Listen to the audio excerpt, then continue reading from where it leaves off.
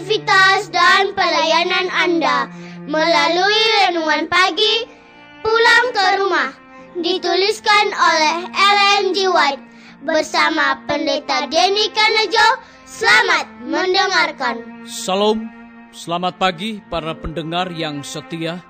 Selamat menikmati hari yang baru. Selamat menerima berkat Tuhan melalui audio Renungan Pagi. Renungan Pagi saat ini tanggal 15 April 2020 berjudul Menjadi Benar dalam Pendirian. Ayat inti kita terdapat di dalam Yesaya 21 ayat 8. Demikian firman Tuhan. Di tempat peninjauan ya Tuanku, aku berdiri senantiasa sehari untuk dan tempat pengawalanku aku terpancang setiap malam. Mari kita ikuti penjelasannya. Yesus sendiri tidak pernah membeli damai melalui kompromi. Hatinya dipenuhi kasih bagi seluruh umat manusia, akan tetapi ia tidak pernah memanjakan dosa-dosa mereka.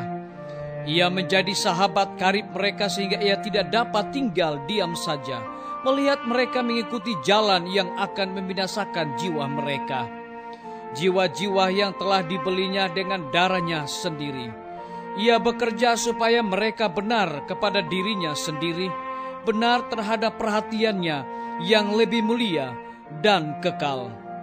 Hamba-hamba Kristus juga dipanggil kepada pekerjaan yang serupa, dan mereka harus berhati-hati supaya jangan di dalam mencari jalan untuk mencegah perpecahan, mereka menyerahkan kebenaran.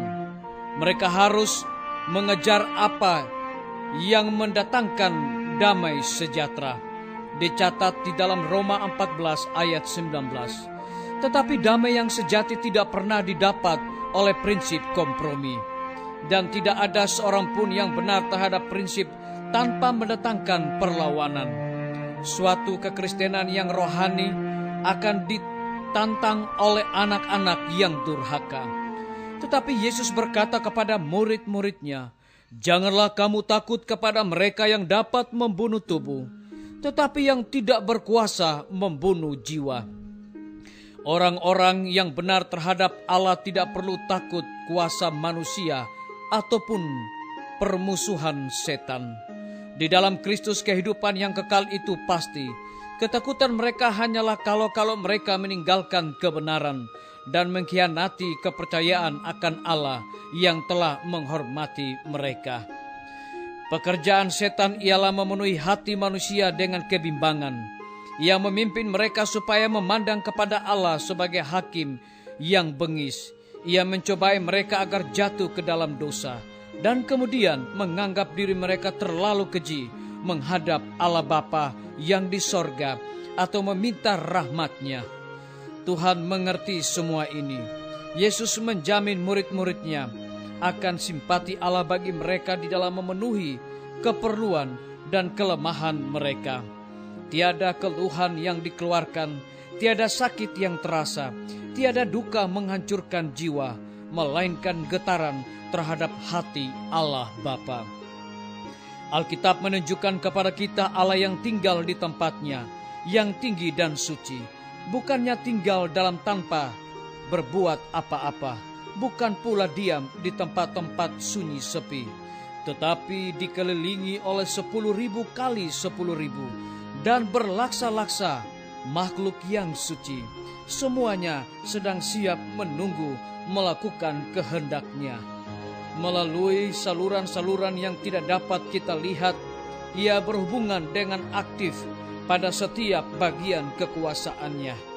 Tetapi di dalam satu dunia yang seperti tidak nodah ini, di dalam jiwa-jiwa yang untuknya Ia telah memberikan anak-Nya yang tunggal untuk menyelamatkannya. Perhatiannya dan perhatian segenap penghuni sorga dipusatkan. Allah membungkukkan dirinya dari taktanya untuk mendengar jeritan orang-orang tertindih. Kepada setiap doa yang tulus, Ia menjawab, "Di sini aku ada." Ia mengangkat orang yang sengsara dan yang tertindas. Ia turut merasa sedih di dalam segala kesedihan kita. Disalin dari buku Alfa dan Omega, jilid 5, halaman 384 hingga 385. Saudara-saudaraku, para pendengar yang setia dimanapun Anda berada saat ini, semoga firman Tuhan hari ini akan menjadi berkat rohani bagi kita semua dalam melakukan aktivitas kita masing-masing. Saya mengajak semua para pendengar yang setia untuk berdoa bersama-sama. Bapa kami yang bersemayam di dalam takhta kerajaan sorga, terima kasih oleh karena kebenaran firman-Mu di pagi hari ini mengingatkan kembali kepada kami bahwa Yesus tidak suka berkompromi. Ajarlah kami Bapa untuk hidup benar di hadapan Tuhan. Saat ini hamba berdoa bagi pimpinan-pimpinan organisasi gereja Tuhan, dari tingkat yang tertinggi sampai kepada jemaat-jemaat, bahkan seluruh gembala jemaat. Tuhan urapi mereka dengan kuasa Roh Kudus-Mu. Walaupun di tengah-tengah pandemi COVID-19, kami percaya bahwa semua hamba-hamba Tuhan dapat melayani umat-umat Tuhan dengan penuh sukacita.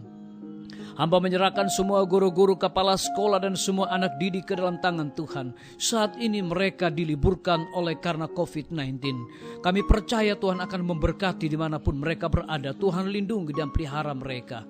Saat ini hamba juga menyerahkan khusus tim medis ke dalam tangan Tuhan. Engkau berkati dokter, perawat, bidan, para pekerja kesehatan, para simpatisan yang saat ini Tuhan mereka sedang berada di garda paling depan untuk membela kemanusiaan, untuk memutus mata rantai berkembangnya COVID-19. Kami percaya Tuhan akan urapi mereka, Tuhan akan lindungi dan pelihara mereka. Berikan ide-ide yang cemerlang kepada mereka Tuhan. Hamba menyerahkan TNI, Polri, PNS, wira swasta, petani, pedagang, nelayan ke dalam tangan Tuhan. Engkau berkati mereka di hari ini seperti Tuhan juga memberkati kami. Hamba juga menyerahkan para pendengar yang setia yang berulang tahun di hari ini.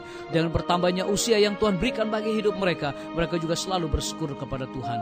Hamba menyerahkan pemerintah kami dari tingkat yang tertinggi sampai kepada pemerintahan yang paling terendah, yang ada di desa-desa bahkan RT-RT. Kiranya hikmat sorga mereka butuhkan saat ini Tuhan, untuk mereka melakukan pelayanan untuk memutuskan berkembangnya virus corona di mana-mana Tuhan. Kiranya Engkau lindungi, Engkau pelihara mereka Bapa, agar supaya mereka dapat menemukan cara untuk memutuskan berkembangnya virus corona Tuhan. Terpujilah nama-Mu ya Bapa, kehendak-Mu yang jadi Tuhan, karena kami sudah berdoa hanya di dalam nama Tuhan Yesus dan Juru Selamat kami.